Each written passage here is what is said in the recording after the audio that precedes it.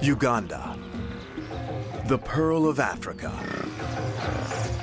A landlocked gem full of spectacular wildlife and wilderness. But even in paradise, there are perils.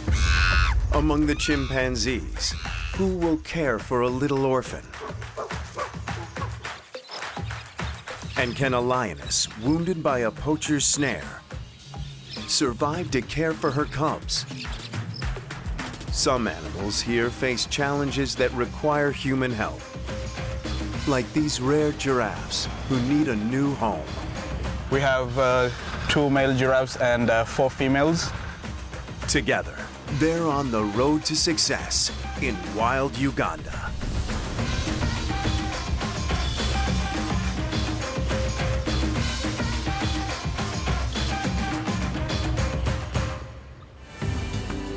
Towering mountains, volcanic craters, and colossal Lake Victoria, the source of the Nile River.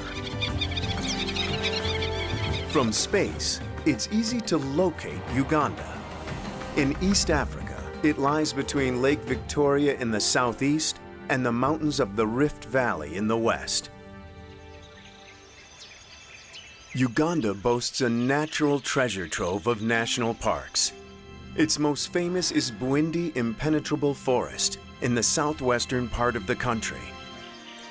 Bwindi used to be a forest reserve where people could go in and cut timber, but it became a national park in 1992 to protect the gorillas and the other wildlife in the park, which includes elephants, chimpanzees, and other species. Conservationist Gladys Kalima Zikusoka is leading the effort to save Uganda's critically endangered mountain gorillas in parks like Bwindi. This park is small, just over 310 square kilometers, yet it has some impressive inhabitants. Like this adult male mountain gorilla named Mukiza. Bwindi Impenetrable National Park is home to just under half of the world's endangered mountain gorillas, a minimum of 459 gorillas, and we're really pleased that the numbers are continuing to grow.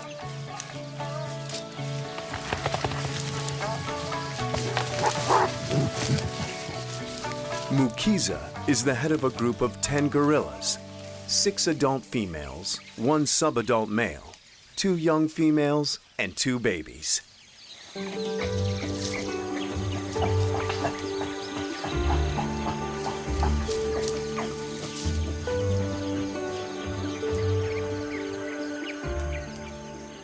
Twiki gave birth 2 months ago. The group's attention is focused on her new baby, Nikubara.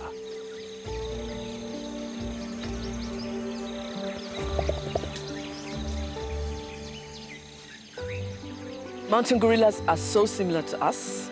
We share over 98% genetic material.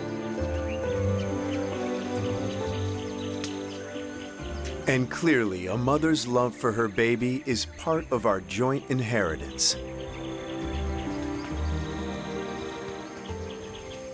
Nikubara will depend on her mother until she's 6 years old.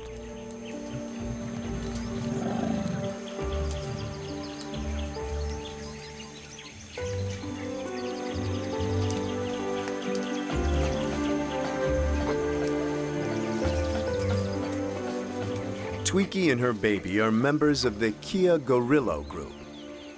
Scientists know their history well. They've studied them for over 20 years.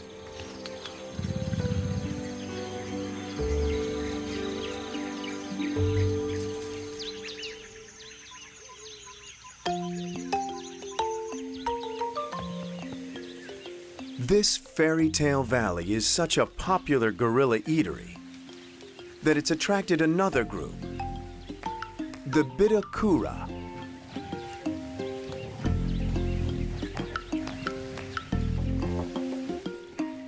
Led by a huge silverback called Magisha.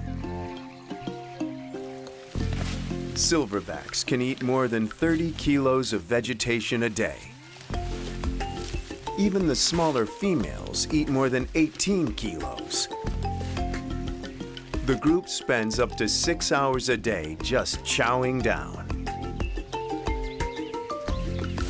Life is peaceful, and conflicts with neighboring gorilla groups are rare, even though their home ranges may overlap.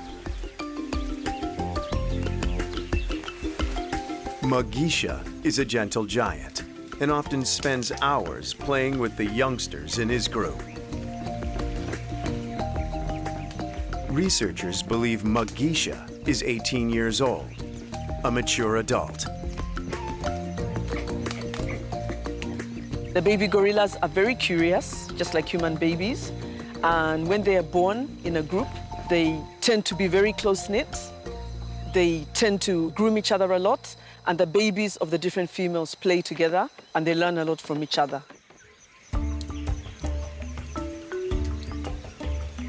Gorillas can spend half the day relaxing once they get over their youthful curiosity.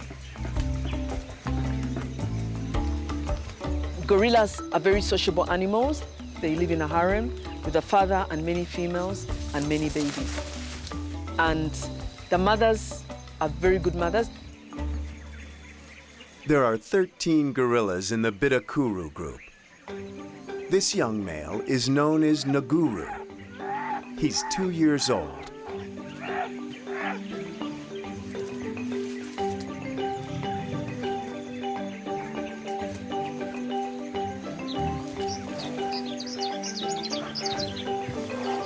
Rukumu is the group elder. He's likely in his early 30s and was presumably once the dominant silverback. These days, he lives peacefully on the periphery of the group, enjoying a gorilla version of retirement.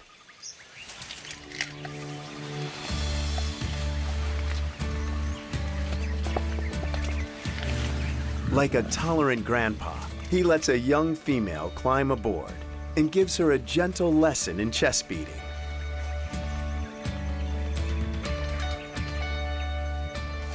She learns quickly, even though chest beating is normally a male behavior. As in a human family, gorillas of all ages interact, cuddle, and play.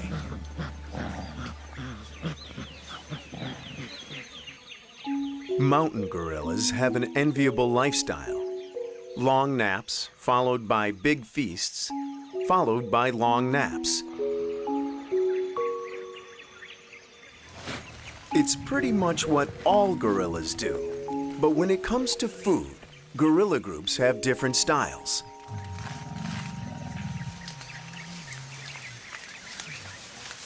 Bwindi gorillas prefer a rooftop restaurant, climbing trees in search of a bite to eat. The gorillas mainly like to eat leaves, shoots, and stems, but because Bwindi Impenetrable National Park has very many tall trees, they also eat quite a lot of fruit. The entire group may scramble up as high as 30 meters to feast on ripe fruit in the treetops. Although the young gorillas are fairly clumsy, they still climb the tall trees and eat fruit right off the branches.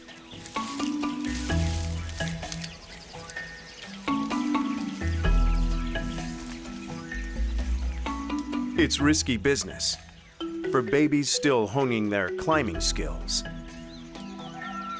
and adults whose 160 kilograms test the smaller branches.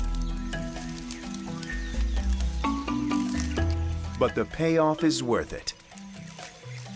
The fruit is much more nutritious than the usual diet of leaves. Gorillas here once faced far greater dangers than hazardous climbs. In the 1980s, poaching almost led to the extinction of these primates. They survived thanks to sanctuaries like Bwindi. Uganda's natural riches stretch from the mountain forests down to the shores of Africa's largest lake, Lake Victoria. Tanzania and Kenya share this water source, but almost half lies in Uganda.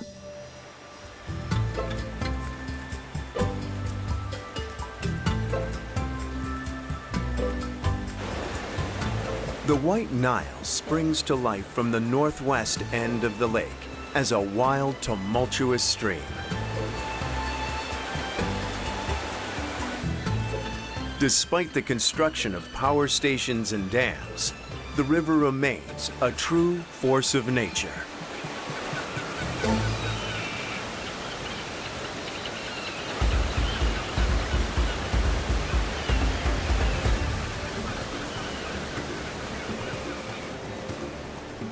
The Nile flows over plains and down rapids until it thunders over the edge of Murchison Falls.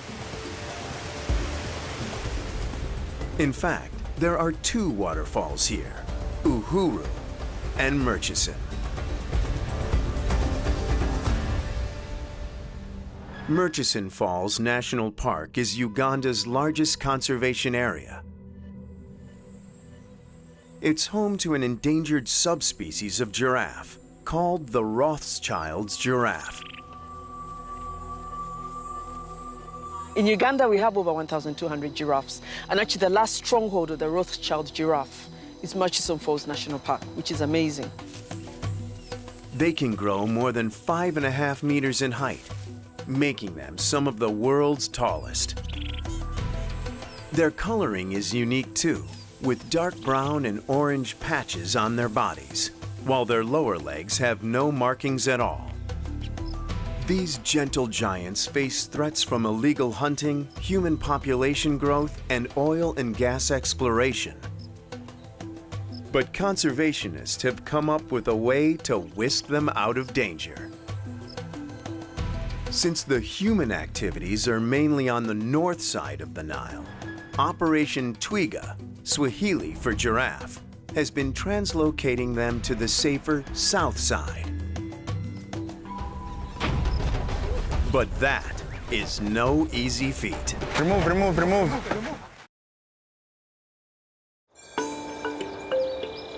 In Uganda's magnificent Murchison Falls National Park, wildlife experts are holding their breaths as they prepare to translocate 6 giraffes. For now, the animals are in a boma, or corral, waiting to be loaded onto a truck. This one sports a GPS headset to track her movements after release, so park rangers can be sure she's safe. Loading them onto the truck is tricky business.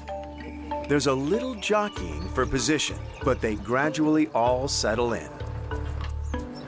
A ranger secures the tailgate under the watchful eyes of a giraffe who's become everyone's favorite for his easygoing personality. His fans include 2 giraffe experts from Michigan State University who are helping with the operation. So he's the one facing the other side, that one? Yeah. Yes. The shortish guy. He's the one nicknamed Melman because he looks like the giraffe in Penguins from Madagascar.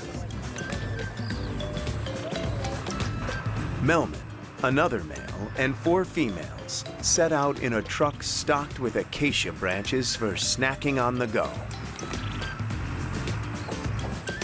Trucking giraffes is not without its perils. If one should fall and get trampled, it could meet a tragic end, but it's still the best way for them to travel. You can't travel with giraffes when they're lying flat. They can't spend a lot of time lying down because of the pressure in their body and their long neck. They're very, very fragile. It'll be a bumpy 17-hour journey to their new home. This is very exciting. The loading went well and all the giraffes are now in the carts. Everything went smoothly. Once you get the giraffe in a truck and they're with their fellow giraffe, they relax and they settle down. The giraffes head to their new stomping grounds across the Nile River. Once they arrive, they'll get a glimpse of some of their new neighbors.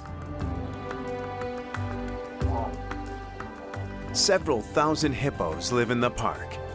They can weigh almost 3 metric tons, and they aggressively defend their young against any potential threat. In the middle of the last century, there were millions of hippos in Africa.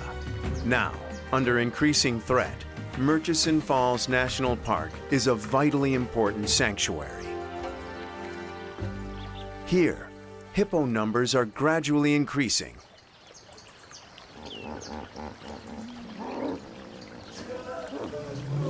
At midday, thirsty elephants arrive on the banks of the Nile. The hippos obviously don't appreciate the other pachyderms pushing in and look for a quieter spot.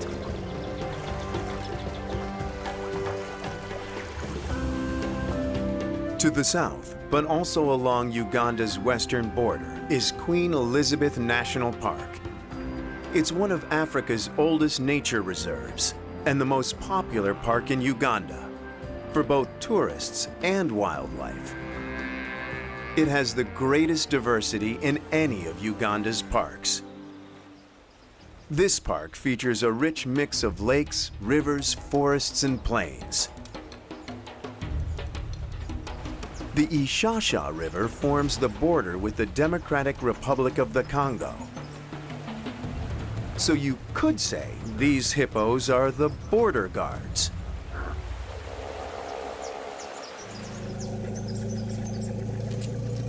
Bull elephants sometimes gather in the forests and savanna alongside the Ishasha. Some may be 40 or even 50 years old, a good sign for the health of the park's herds. Elephant bulls were once thought to be solitary, but scientists now believe they sometimes band together.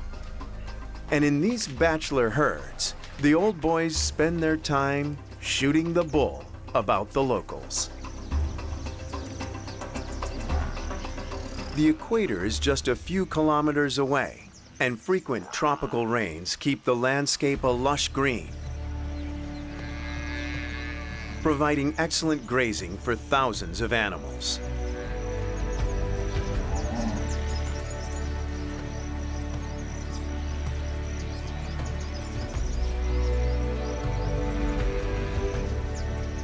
The grasslands of this park are home to huge herds of buffalo.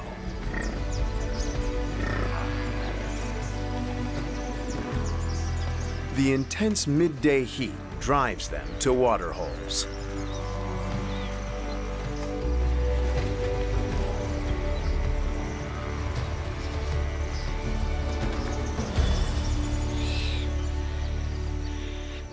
The buffalo are only outnumbered by Uganda cob. Females and their young roam the plains together in large groups. Males tend to lead solitary lives, but not during mating season. Each buck defends a small patch of grass in order to impress and hopefully attract females.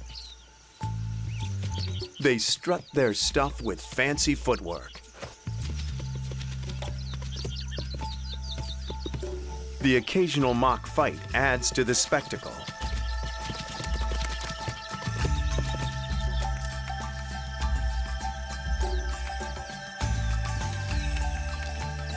There are tens of thousands of Uganda cob in the park. Right now, it's full of baby animals making their first unsteady steps. Young and naive, they're likely victims of armies of relentless hunters. Especially when evening falls and spotted hyenas hunt. Tonight, they've made a kill. In the half-light, the hyenas devour their meal. Hyenas crunch and eat even the bones of their prey.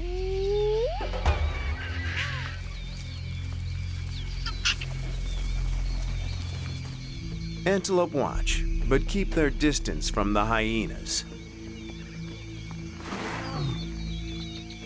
This buck provides a hearty dinner. For now, His sacrifice will keep his herdmates safe. But they watch warily as the hyena is joined by white-backed vultures.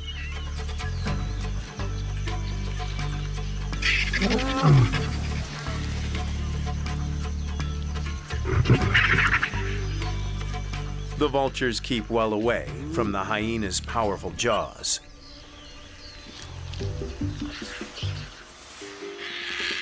He tries to hide the body in the bushes.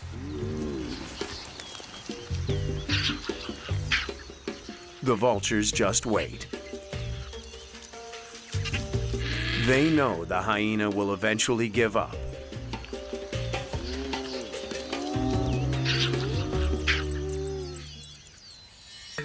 Like hyenas, lions hunt at night, after spending the day resting and sleeping. This tired lion has chosen a candelabra tree for an afternoon nap. The lions of Uganda are among the few lions in the world who spend much of their lives in trees. And scientists don't know why.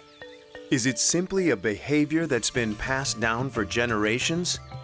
Does this lioness just feel safe on her high perch? Or do the tree-climbing lions enjoy a better view of their prey? The antelope are nervous. They must know they're being watched. But this older lioness, named Brenda by park rangers, has herself almost fallen prey to the deadliest predator of all. It would seem lions would be the apex predators in Queen Elizabeth National Park in Uganda. But it's the wire snares of illegal human hunters that are the cruelest killers. Rangers collect thousands each year, but they can't keep up with a practice rampant in parks across Africa. Lioness Brenda was caught in a snare around her neck when rangers spotted her just in time and freed her. She still bears the scar, but she escaped with her life. Every day, rangers find animals caught in these snares. To free them, they have to immobilize them so the animals don't panic. The snares are designed to tighten as an animal struggles to escape.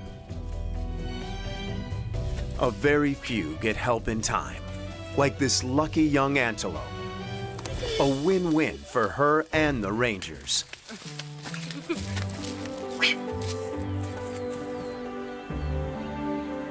The snares are intended to capture antelope for the illegal bushmeat trade.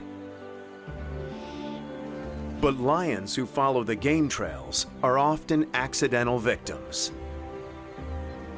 Like Butcherman, a snare cost him his left hind leg. Yet this big-hearted lion still remained king of his pride for 3 years and sired many cubs.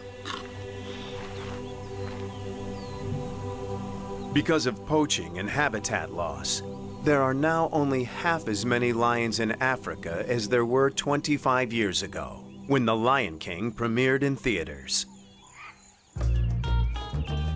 One creative solution is a community-based conservation effort called Snares to Wares. Local men and boys who once might have poached to make a living instead become artisans. They repurpose the snares to create sculptures of native wildlife. They sell their work around the world and even exhibit it at museums, like this tribute to Butcherman and his cubs on display at the Detroit Zoo. And a life-size giraffe at Michigan State University, which sponsors the program.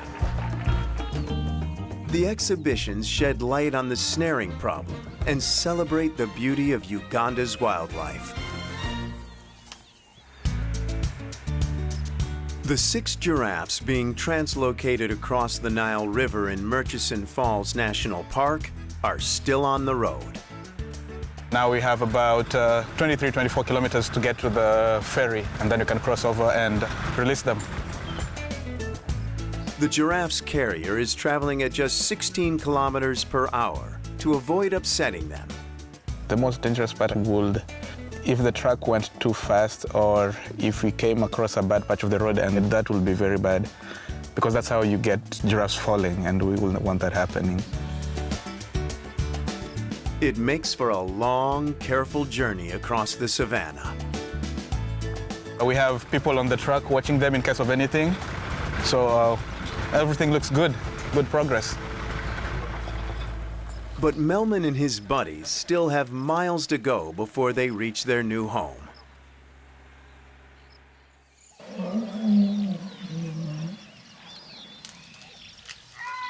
To the south, in Queen Elizabeth National Park, elephants gather wherever trees and bushes provide food.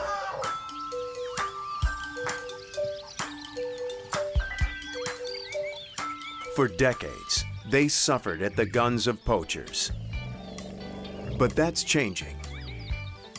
We're really pleased that the elephant population in Uganda has really grown.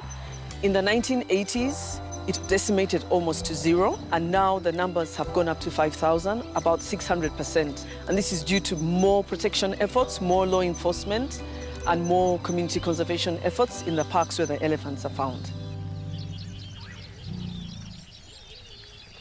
The herd is led by a dominant elephant matriarch. She and her female relatives all care for the young.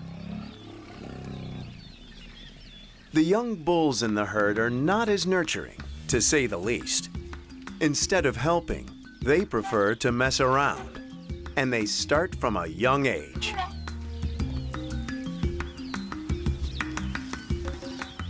As the males grow older, the games become more serious. The tussles are no longer just youthful exuberance. The bulls have to sort out who's in charge.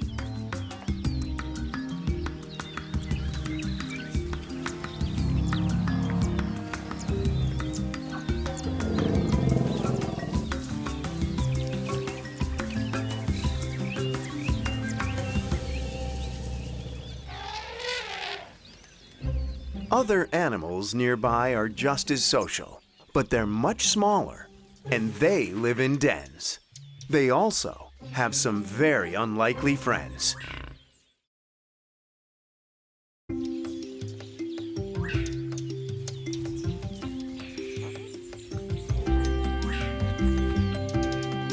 Banded mongoose. They may look like rodents, but they're actually in the same family as civet cats and meerkats.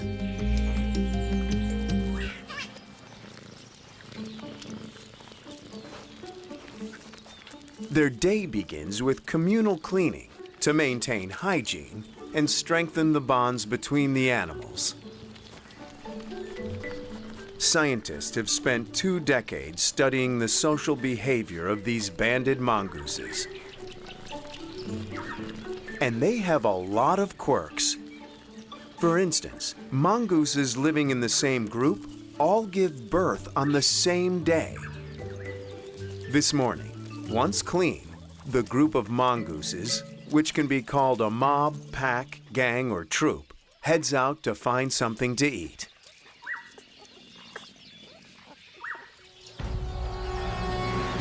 But they're not the only ones looking for breakfast. These monitor lizards can enter mongoose burrows. Could he be hunting a baby mongoose for his morning meal?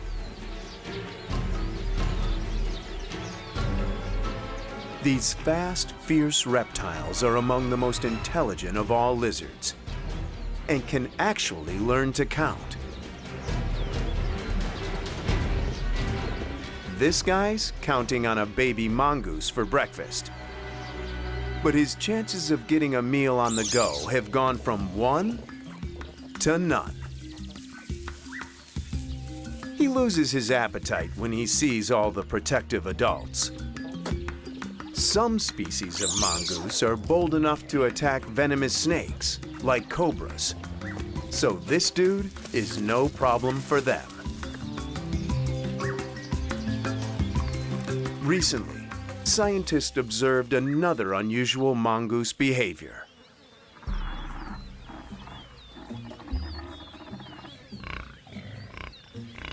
The groups living in Queen Elizabeth National Park developed a special relationship with warthogs.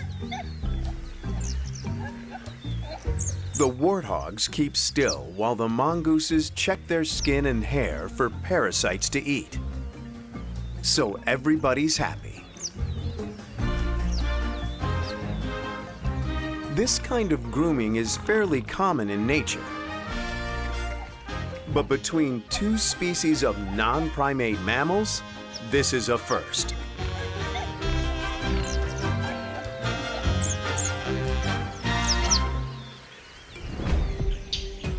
In the ancient forests of Mount Elgin, a Sykes monkey has to do his own grooming.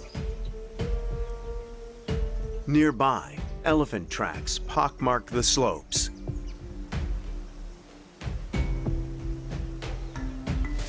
Mount Elgin is the oldest extinct volcano in East Africa, at least 24 million years old.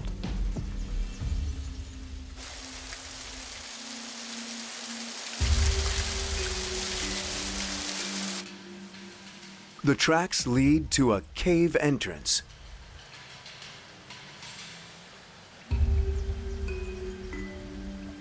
There are strange markings on the wall. Deep scratches that in places reach up to the roof of the cave.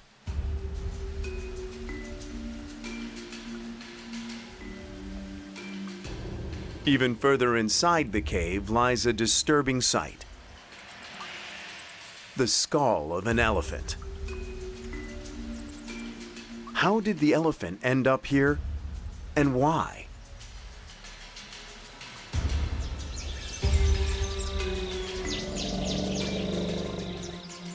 Poaching can be a threat in this area. Did an illegal hunter bring down this giant? But now, there's trouble elsewhere in paradise. There's a problem with the giraffes at a rest stop on their journey. We need to pull from there. As long as the vehicle is moving, the giraffe will settle down and they won't have so many issues. When the vehicle stops, they'll start kicking the truck and they'll start getting impatient. Do you have an animal down? One of the giraffes has fallen down, and it's Melman. Get it. Just pull it from the other end. This could be a disaster.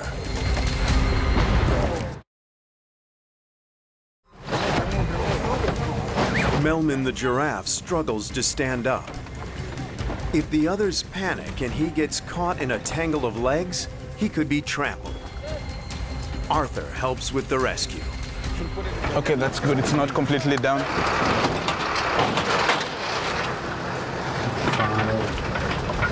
6. 6 are up. And that means Melman is back on his feet. Oh. Good. Thank you, Tutilo. Arthur returns to his car as the caravan gets back on the road.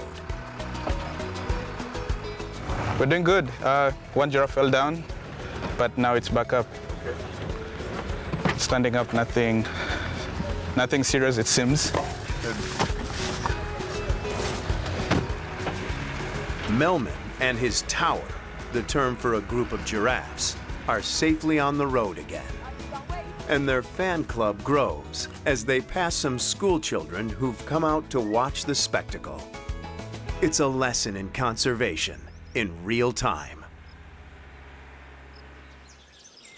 In Queen Elizabeth National Park, in the late afternoon, the female elephants and their young move through the dense scrub to the cave.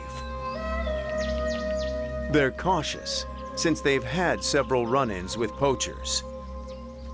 But it seems they're on a mission.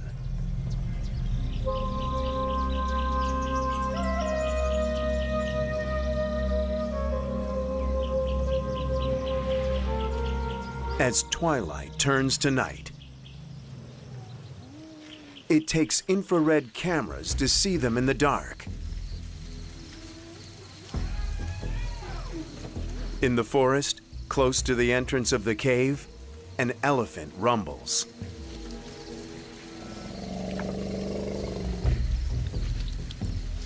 At the cave entrance, it becomes clear that at least a dozen elephants have made the journey here.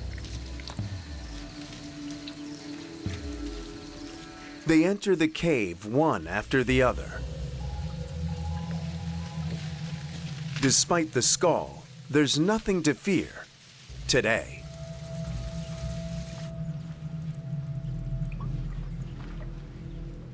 All the elephants are female. Some are pregnant. Others have brought along youngsters.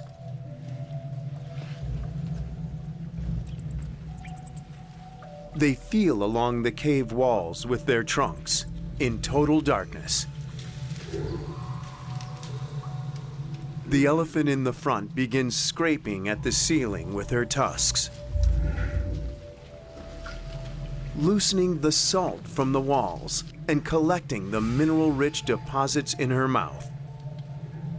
Salt is an essential part of their diet, and they vacuum the rock walls for every last grain. Then, at 1 o'clock in the morning, as if on cue, the elephants leave the cave in formation. The route into the cave and the technique of scraping the walls have been passed from generation to generation for centuries. It's a tradition that exists only here on Mount Elgin.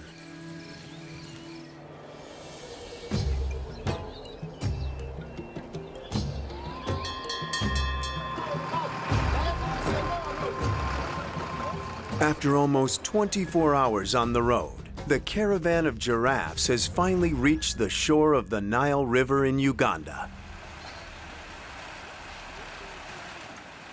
Arthur keeps a close eye on his charges as the driver carefully pulls the carrier onto a barge, which will ferry them across the river. The giraffes appear calm, cool, and collected, despite the bumpy ride.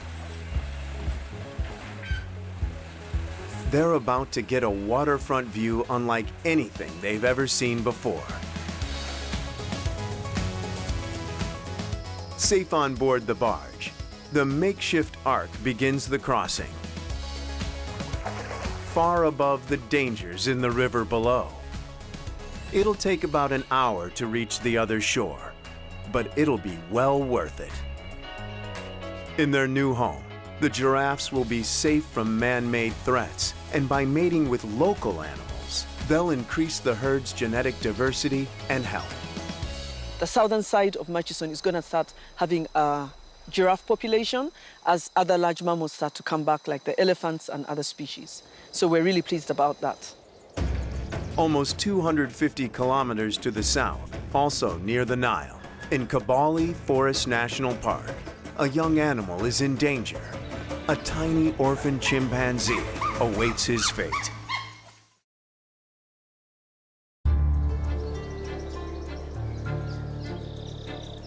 Here in Kibale National Park, a large untouched area of rainforest, a baby chimp has gotten a rough start in life. He lost his mother far too early. But things started looking up when the large male on the left, known as Brownface, saw that he needed a friend. Brownface did something very unusual. He adopted the little guy and raised him as a single dad. It is not common for male chimps to adopt baby chimps and raise them, because chimpanzees grow up in a family where they have a mother and 1 or 2 children. It's extremely rare for a male chimp to look after an infant. In Brownface's capable hands, Junior has grown much stronger. He's mastering the skills to escape life's perils. Brownface has proved to be a very good parent. These chimps are among Kibale's most famous inhabitants, and they're thriving. The chimpanzee numbers have gone up, which we're really pleased about. In 1997, there were about 3,300 chimpanzees in the country, and now the numbers have gone up to about 5,000. These particular chimpanzees live in the Ngogo region of the park. This group has about 200 members, making it the largest ever observed. In 25 years of study, scientists have learned a lot about the group.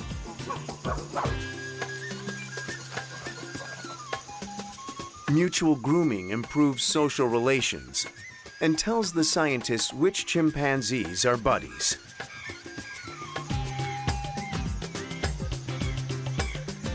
Junior is learning basic skills, like how to make his own bed, since chimpanzees build nests like this to sleep in at night. They can also pull double duty and be used for an afternoon nap. Junior is also finding his way around these giant fig trees, one of Ngogo's riches. Known as Ficus mucoso, they may be the reason for the large numbers of chimps and their health. The chimps are happiest in the tops of the large fig trees, where they both mate and sleep. Unlike some other areas, fruit and nuts are available in Ngogo year-round. They're helping make Junior a strapping young chimp. The abundance of food may also explain the exceptional size of this group. Biologists have established that the group's members are very healthy.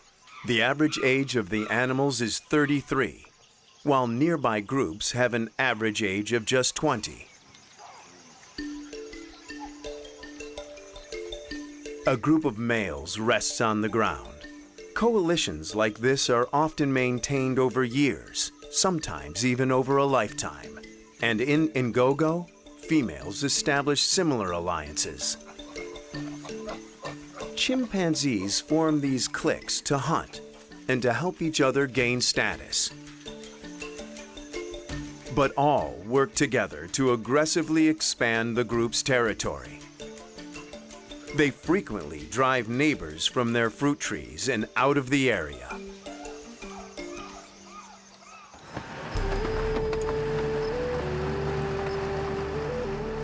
In Murchison Falls National Park, the 6 giraffes have finally reached the south shore of the Nile River. Despite a very long journey, they're safe and sound on the other side. At the release site, Arthur lends a hand to help set up a chute to guide the giraffes safely off the carrier. Let us pull. But with the trailer door open, the giraffes aren't quite sure what to do. Come on, Melman. Don't disappoint. Until Melman takes the lead. He's almost there. You go. Whew. All 6 out.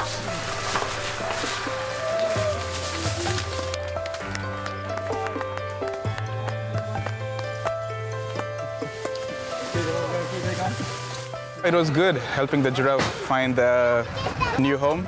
So it's a great opportunity to see them run away and just being free.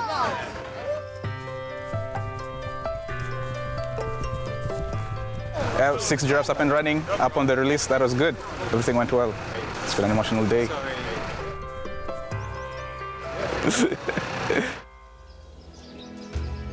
Wild Uganda's national parks are jewels in Africa's verdant treasury.